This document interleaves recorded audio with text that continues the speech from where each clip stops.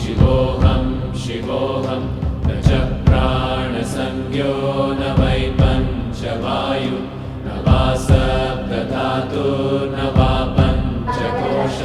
न वा पाणिपादं न चोपस्थपायु चिदानन्दरूपा शिवोऽहं शिवोऽहं चिदानन्दरूपा शिवोऽहम्